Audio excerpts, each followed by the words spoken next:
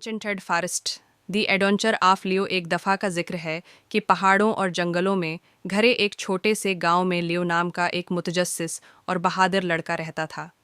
लियो की उम्र 8 साल थी, गंदे भूरे बालों और चमकदार सब्ज आंखों के साथ, जो जब भी एडवेंचर के बारे में सोचता था चमक उठता था। वो अपनी माँ के साथ गांव के किनारे एक आरामदेह सी झोंपड़ी में रहता था, जहां दरख्त लंबे होते थे और परिंदे दौर दराज की जमीनों के गीत गाते थे। एक धूप की सुबह गांव के मुजाफात के करीब खेलते हुए लियो ने कुछ गैर मामूली देखा। एक चमकती हुई रोशनी जंगल के अंदर से आ रही थी। वो आसमान से गिरे हुए सितारे की तरह चमक रहा था और ऐसा लगता था कि वो उसे इशारा कर रहा है। बगैर सोचे समझे लियो ने उसकी पैरवी करने का फैसला किया। उसने अपनी काबिल एतमाद लकड़ी की छुरी को पकड़ा, जिसे उसने अपनी जादुई तलवार कहा, और जादू के जंगल में अपना सफ़र शुरू किया। दरख्तों ने उसके चलते हुए राजों को सरगोशी की और हुआ देवदार और महमजोई की खुशबू से भर गई। लियो ने गांव के बुजुर्गों से इस जंगल के बारे में कहानियां सुनी थीं, लेकिन इनमें से किसी में भी उसमें दाखिल होने की हिम्मत नहीं थी, क्योंकि कहा जाता था कि ये अजीब व गरीब मखलूक़ात और पोशीदा ख़जानों से भरा हुआ है। फ़िक्र न करो इस्टुक, लियो ने अपनी लिकड़ी की तलवार से सरगोशी की। हम आज हीरो बनने जा रहे हैं। जब वो जंगल की गहराई में दाखिल हुआ तो उसने अपना नाम पुकारते हुए एक नर्म आवाज़ सुनी, लियो लियो। ये दरख्तों में से गूंज उठा। उसने मड़कर देखा मगर कोई नज़र नहीं आया। आवाज़ प्रसरार लेकिन दोस्ताना थी। अपने दिल की दौड़ के साथ लियो ने आवाज़ की पैरवी करने का फैसला किया। जल्द ही लियो ने अपने आप को एक चमकते हुए क्रिस्टल साफ तालाब के सामने खड़ा पाया। पानी सूरज की रोशनी में चमक रहा था और तालाब के बीच में एक छोटा सा जजीरा खड़ा था। इस जजीरे पर एक सुनहरी संदूक था। आवाज़ फिर बोली, इस बार सीने से, सिर्फ बहादुर ही मेरे राज खोल सकता है। क्या आप कोशिश करने की हिम्मत करेंगे? लियो चीलिंग से पीछे हटने वाला नहीं था। इसने तालाब के पास घुटने टेक कर पार करने का रास्ता तलाश किया।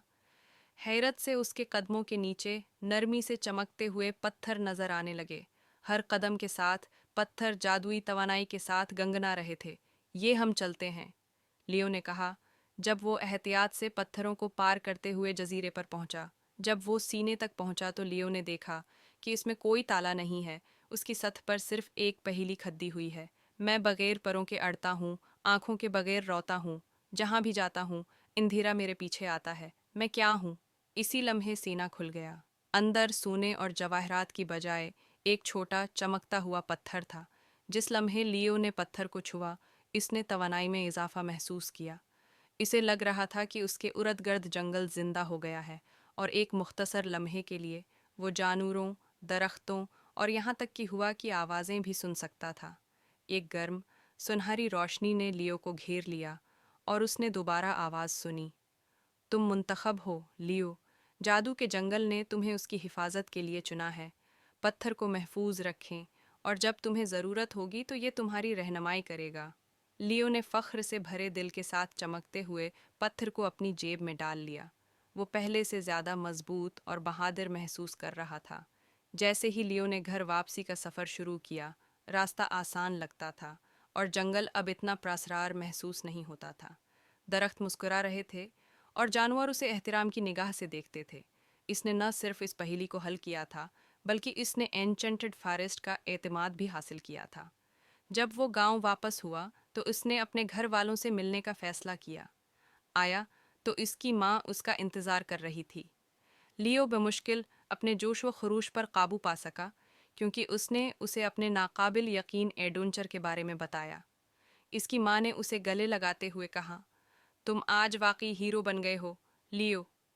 लेकिन याद रखें, सबसे बड़े खजाने अक्सर वो होते हैं जो नज़र नहीं आते। लियो मुस्कुराया, ये जानते हुए कि असल खजाना इसकी जेब में चमकता हुआ पत्थर नहीं, बल्कि उसके दिल में मौजूद बहादुरी और मेहरबानी है। इस दिन से जब भी गांव को किसी हीरो की ज़रूरत पड़ती, वो जानते थे कि वो लियो पर भरोसा कर सकते हैं।